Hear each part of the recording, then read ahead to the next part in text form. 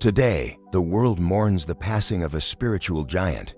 Pope Francis, the 266th Pontiff of the Catholic Church, died this morning, April 21, 2025, at the age of 88. He passed away peacefully in his residence at Casa Santa Marta, in the Vatican, surrounded by close aides and in prayer. The announcement came shortly before 10 a.m. local time and sent a wave of sorrow across the globe.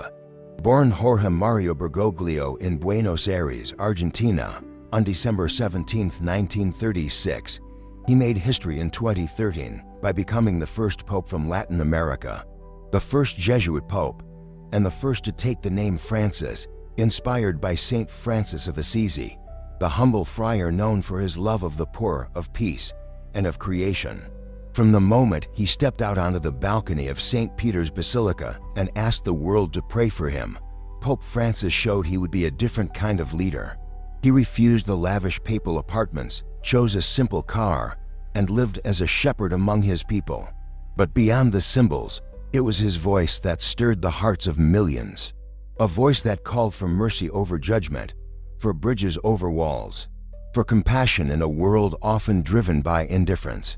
Francis believed in a church that goes forth, one that walks alongside the wounded, the forgotten, the marginalized.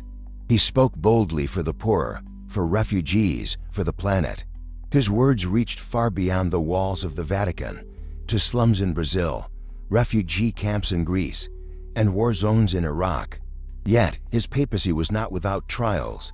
He faced strong resistance from conservative forces within the church for his open stance on inclusion and reform.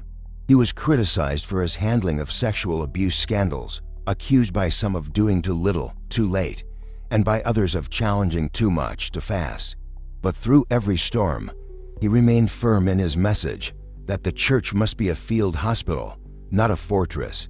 He opened the doors wider than ever before, to divorced couples, to LGBTQ individuals, to those who had long felt cast aside. Without changing doctrine, he changed the tone. He made it clear everyone has a place in God's heart. Francis also turned the world's eyes toward the care of creation. His groundbreaking encyclical, Laudato Si, became a manifesto for ecological justice. He reminded the world that the cry of the earth is inseparable from the cry of the poor. In recent months, his health had been in visible decline.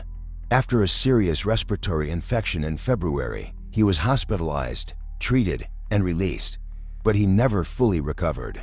His final public appearance came on Easter Sunday, April 20th. Frail and unable to speak at length, he gave a short blessing from the window of his residence. The Easter message, traditionally delivered to the world, was read by an aide. It was his final act of service. Just hours later, in the early morning of April 21st, he returned to his Creator. His passing now marks the beginning of the sede vacanti, the time when the papal seat is empty.